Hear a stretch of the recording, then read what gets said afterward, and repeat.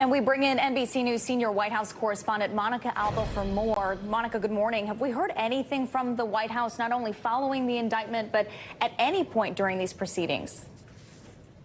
We haven't heard anything since this news broke last night, Valerie, from the White House, and that is by design.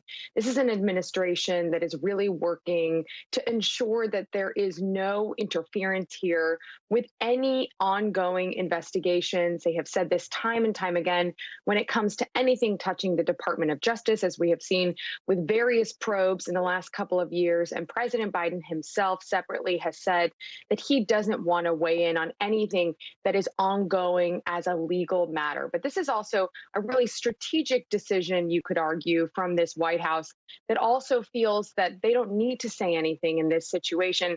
They want to let it play out. And also, since the former president is now running for re-election or another bid at the White House in 2024, it sets up this complication since we expect current President Joe Biden to also shortly launch a re-election bid, and they don't want to really manage that from inside the White House. If and when the president does announce that he is going to be running again, this would be something for the campaign or the Democratic National Committee potentially to address, but it won't be coming from the White House. We don't expect that. And speaking of the White House, Monica, what kind of line does the White House have to walk here? Is President Biden concerned about politicizing this indictment? And we've seen this already play out just in the last couple of weeks.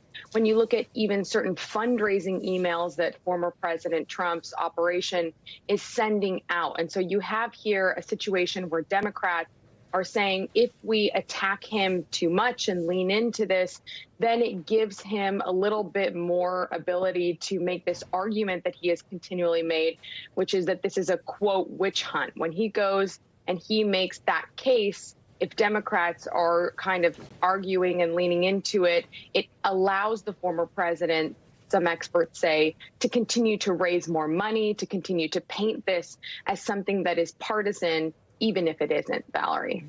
The president is set to travel to Rolling Fork, Mississippi. He'll tour the tornado storm damage there before heading to Delaware for the weekend.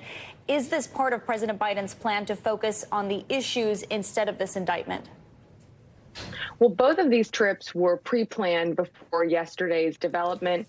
We knew that the president was going to be touring this tornado aftermath and damage, meeting with people on the ground, as he normally does after these kinds of natural disasters. So I think certainly his attention and focus will be on that today. And he typically spends most of his weekends in Delaware when he isn't doing other kinds of international travel or events. So again, that was something that was already going to be happening. But I am sure that reporters on the ground who are traveling with the president may try to ask him about this. And my guess is that he's going to say, we're going to let these legal proceedings play out and not go much further beyond that. Okay, Monica Alba, thanks so much.